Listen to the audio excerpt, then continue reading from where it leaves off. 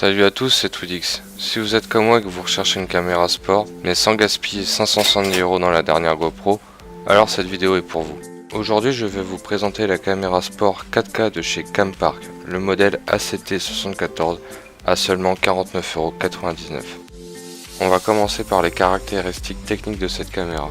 Premièrement, l'objectif de cette caméra est une lentille grand angle de 170 degrés, ce qui vous donne un petit effet panoramique à vos vidéos.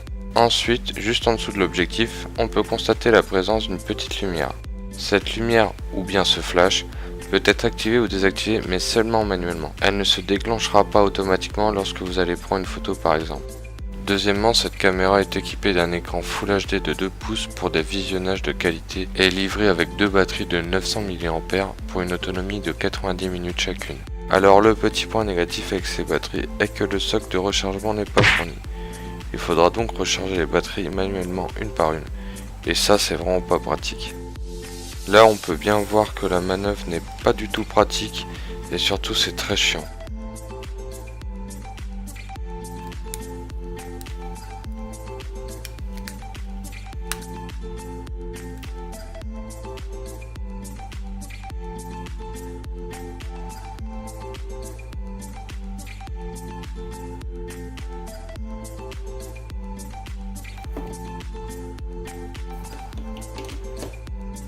Troisièmement, sur le côté de l'appareil vont se situer la partie extension mémoire, chargement, son et sortie vidéo. Sur cette photo de côté et désignée par des flèches, on peut voir l'emplacement du micro, le port de recharge en micro USB, l'emplacement de la carte micro SD et la sortie vidéo en micro HDMI. Mais pour l'instant la partie sortie vidéo en micro HDMI on peut oublier car le câble n'est pas fourni par le fabricant. Et ça c'est pas cool. Et maintenant on va parler des résolutions vidéo disponibles pour cet appareil. Ça commence par du 720p 30 fps, ensuite du 720p 60 fps et du 720p 90 fps. Et maintenant je vais vous montrer deux exemples en 720p. Le premier en 720p 30 fps et le deuxième en 720p 60 fps. Et pour finir les autres résolutions disponibles.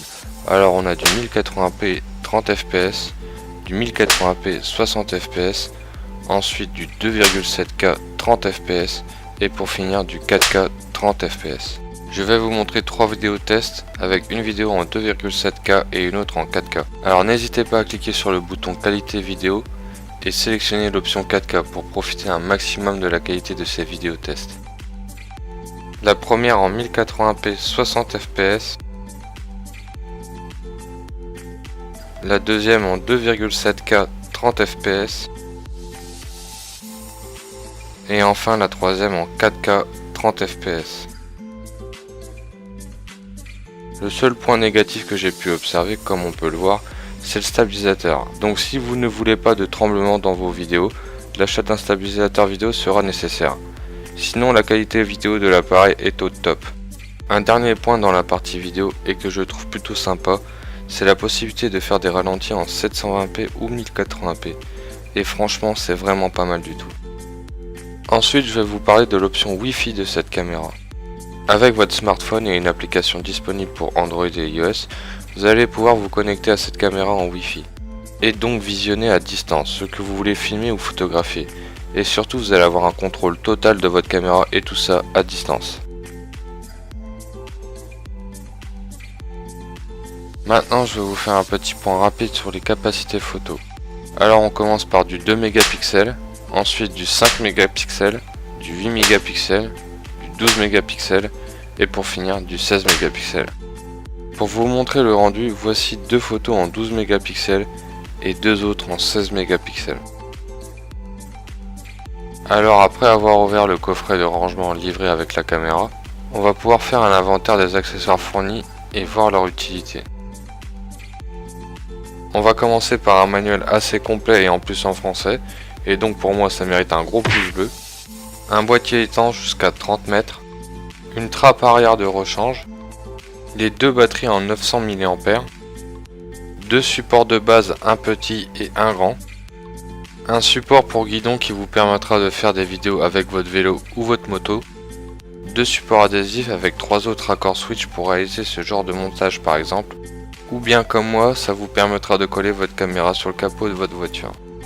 2 embouts filetés, un en mâle et l'autre en femelle, qui vous permettront la fixation sur un trépied.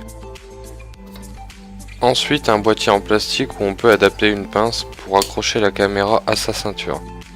Et en plus, grâce à son pas de vis présent sur le boîtier, la fixation sur un trépied est possible. Après, un sachet avec 2 sangles, et si vous l'utilisez avec un des socles adhésifs, vous allez pouvoir fixer votre caméra à votre main. Un autre sachet avec un câble de fixation, 4 attaches rapides, 2 patins adhésifs de rechange et une chiffonnette. Et bien sûr, pour finir, le câble de rechargement. Si vous recherchez une caméra de type GoPro pour pas cher mais de bonne qualité, franchement je vous la recommande. Et bien sûr, je vous mets le lien du vendeur dans la description.